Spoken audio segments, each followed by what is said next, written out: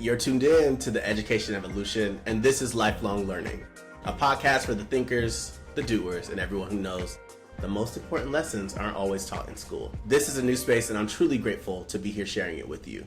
I'm your host, Mr. Jihad, and this episode is for all of those folks who are curious, the constantly evolving, and the lifelong learners among us. Our goal is for you to walk away with some type of aha moment, something that helps you recognize that education systems influence the way that we live, the choices that we make, and the society that we build. Because while we may not all be sitting in the classroom anymore, the truth is we are always learning, both directly and indirectly, whether that's through the structures, the practices, and the formats that really shape our everyday experiences. Today, we're diving into something that I know that we've all experienced in one way or another: job training. Maybe for you, training looked like getting handed some type of pamphlet and being told to go ahead and figure it out. Or maybe it was sitting through a 6-day orientation that was packed with information, but you still walked away unsure how it connected to your actual day-to-day role. Or maybe you're 3 years in and still don't know how to describe your role. Whatever your experience has been, this space is for you. Let's start from the top. You land your first job, now what? Orientation and onboarding. Often, it's not as thorough as it could be. Many times, we're shown the tools, but not actually taught how to use them effectively. But I'm gonna take this moment to go ahead and shout out our HR learning and development teams who work tirelessly to make things make sense for adults in the workplace.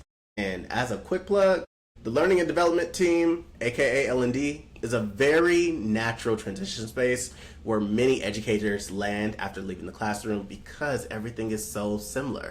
Teaching adults, yes. Teaching students is just very similar to teaching adults. It's the same concept, I promise.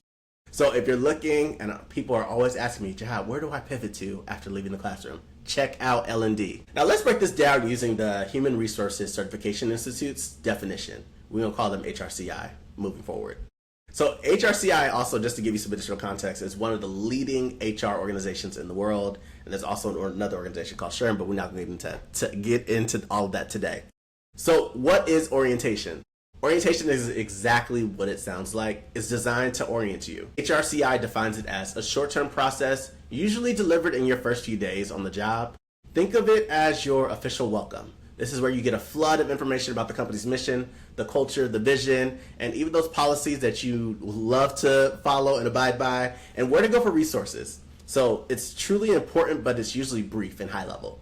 You may have heard it called something like a new employee orientation, a pre-service, or even the institute, depending on where you work. But at the end of the day, it's all orientation. Now, let's move on to what onboarding is. Onboarding is different. It's a longer term process, which sometimes can be 30, 60, or even 90 days. And in some organizations that really are putting a lot of intentional planning into this, it stretches across the whole first year of you being with the company. Onboarding is about helping you actually do the work.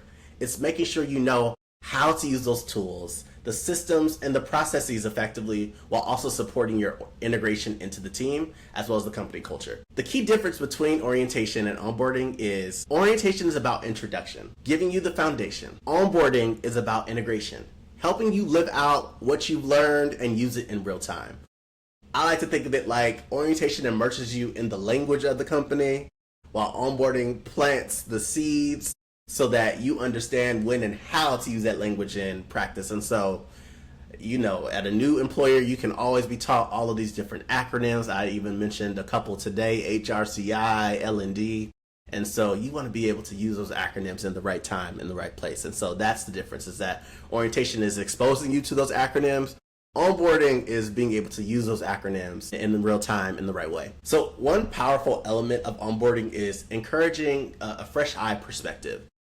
And so new employees bring perspectives that existing staff may overlook, creating space for them to reflect on what they've learned so far and what feels unclear or even outdated can really truly help organizations catch those blind spots early. I learned this from a previous employer, and I like to think about this as a formal space for you as a new employee, or maybe you're even just new to a different organization, to say, hey, this really is not making sense, and I know that y'all have been doing it this way for 20 years, but I believe this process would be much more efficient. Actually, come to the end, my friends. While I'm sure this only gave you a little bit of an appetizer, As you can see, we're going to be a lot more direct on these shorter episodes and give you the more that you're looking for on our longer 45-minute episodes, which we will be releasing next week. So we'll catch up then so you can hear about where we've been and where we're taking this moving forward. Until then, let's keep the conversation going. My fellow Instagram fam, let me know your thoughts. And if you caught this episode on YouTube, tell us your thoughts too. See you next week.